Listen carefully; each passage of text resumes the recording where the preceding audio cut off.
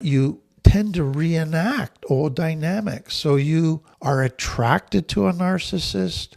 You put up with red flags and stuff in the relationship that you shouldn't. And pretty soon you're back into a narcissistic relationship. Well, welcome to another little chat with Tim. I want to do a little mini series, short chats on some more narcissism stuff. I've done talks on narcissism in the past that I've really tried to explore it in depth, but I just wanted to add a few things that I've picked up over the years that I thought I'd put into short videos. And today I'd like to talk about what's the results of being in a relationship with a narcissist for a period of time. How does it affect a person? And this could be being in an intimate relationship where there's a partner, a husband, a wife, whatever, or it could be a parent or grandparent that you were in a relationship with for years, or it could be a boss or a religious leader that claims to represent God, and then you do all you can to please them and have a relationship with them as your pastor or leader. How does that affect you? And I would say there's a real good chance that you have complex trauma or complex PTSD as a result of that. Because what happens when you're in a relationship with a narcissist is that you're always on guard. You're always feeling a certain element of lack of safety or danger, or something might happen. And over time, that begins to take its toll and you get complex trauma. Now, some of you might get a little bit resistant to that and go, yeah, I don't think that's what happened to me. And so what I'd like to do today is just to give you a very basic test that you can apply to yourself, hopefully with an open mind, just to see if these characteristics apply to you.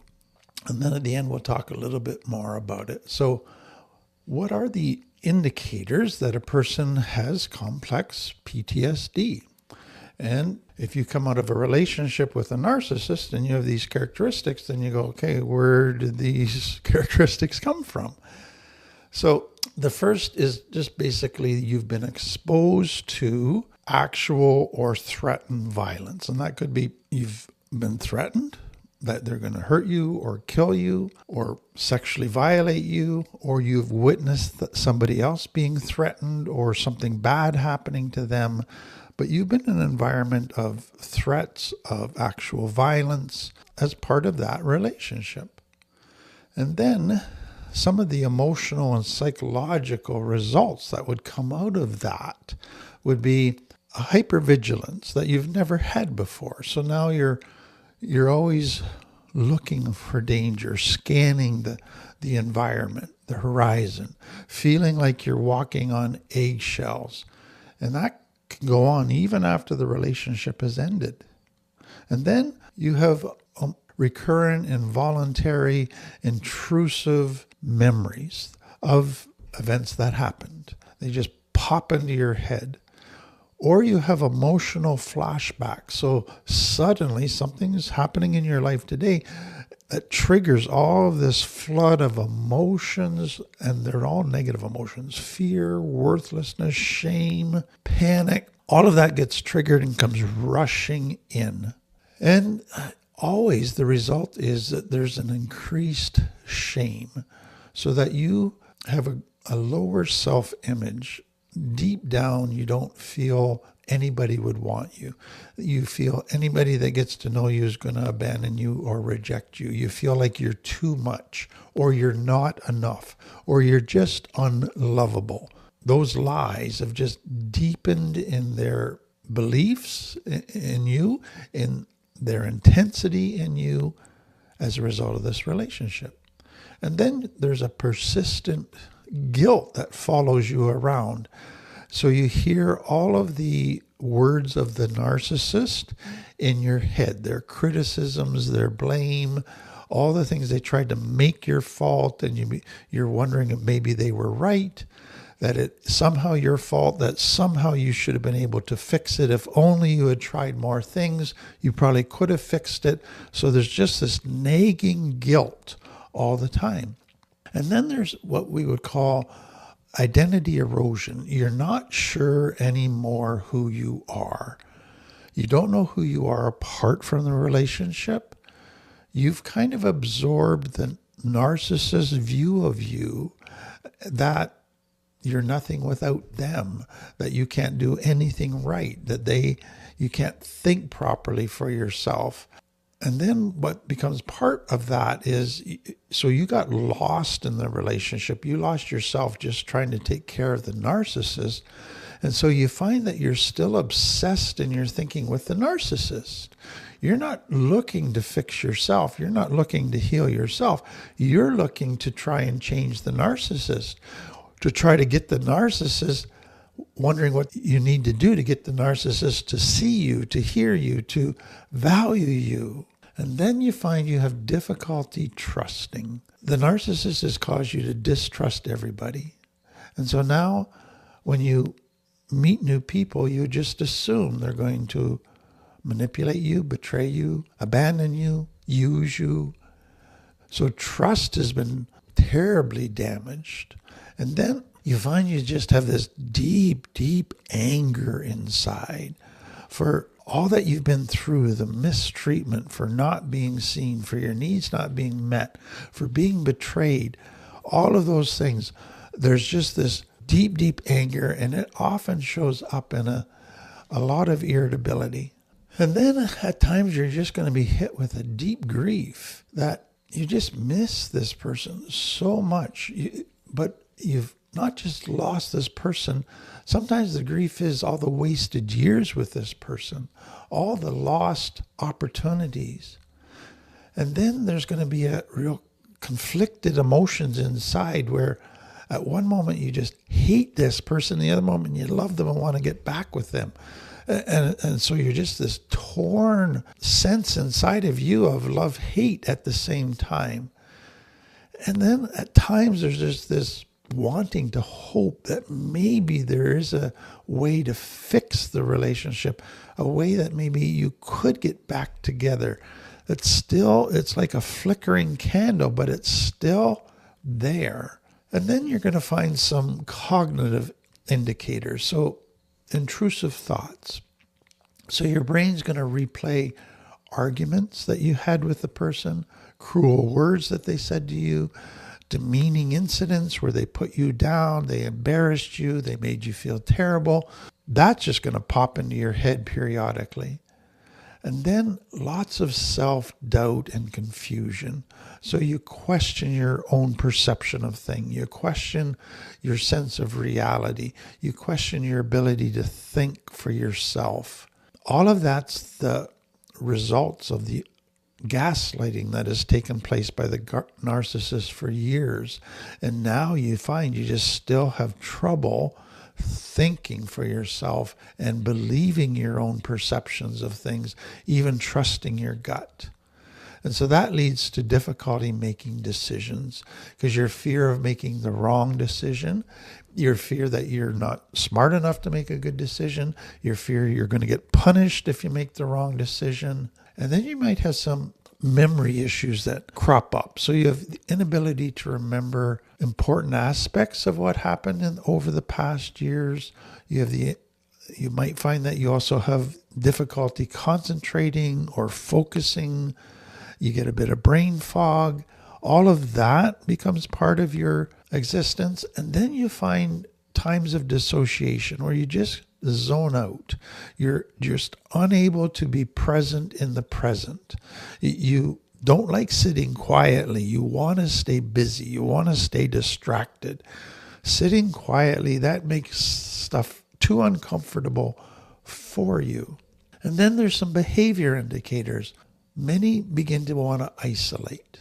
It's like they just don't want to be around people, either because they're afraid that people are judging them or what they've been saying behind their back, can't look people in the eye, so it's just easier to stay away. Or they're afraid they're going to get attacked. They're going to get these long, I told you so sermons, and it's just going to be more painful. Or they're just too tired. They're depressed. They just don't want to deal with people. And so it's easier to isolate.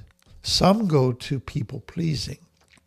So they know that these friends and family have been warning them about this person for years and they've ignored it. And now they just want to get back with these friends and family. So they go over the top to try to please them, to be whatever they want them to be, to avoid conflict with them.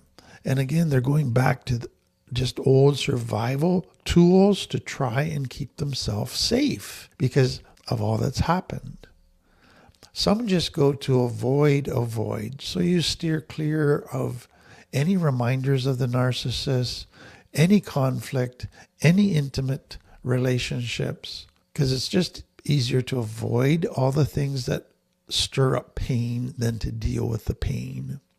And then dysregulated responses.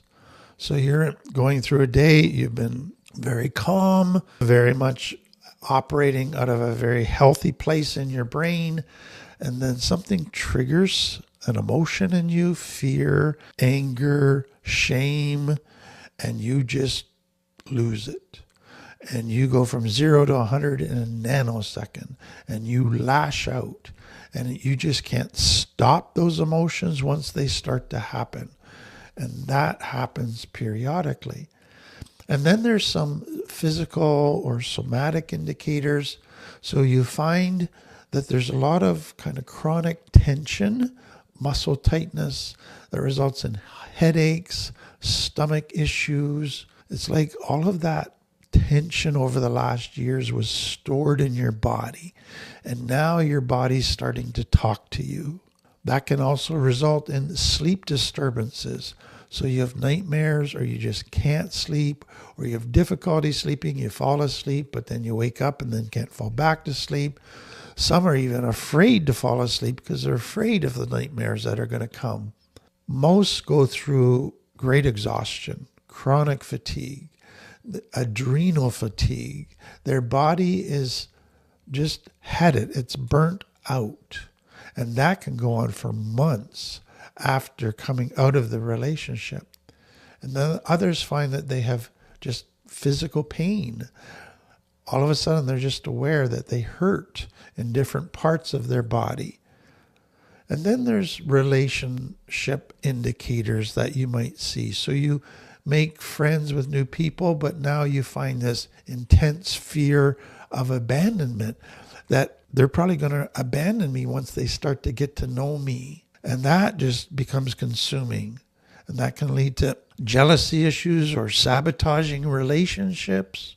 Or you tend to reenact old dynamics. So you are attracted to a narcissist. You put up with red flags and stuff in the relationship that you shouldn't.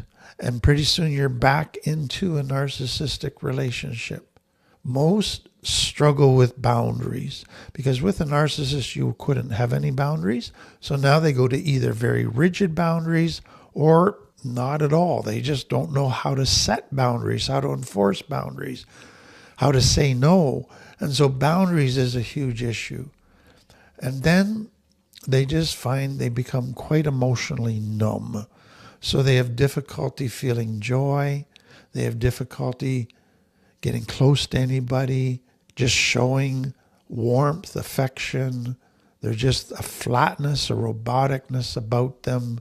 It's just like their emotions have shut down. So, how did you do? Those are some of the indicators of complex trauma, complex PTSD. And so if those were true of you after you've come out of a relationship with a narcissist, I'm not surprised.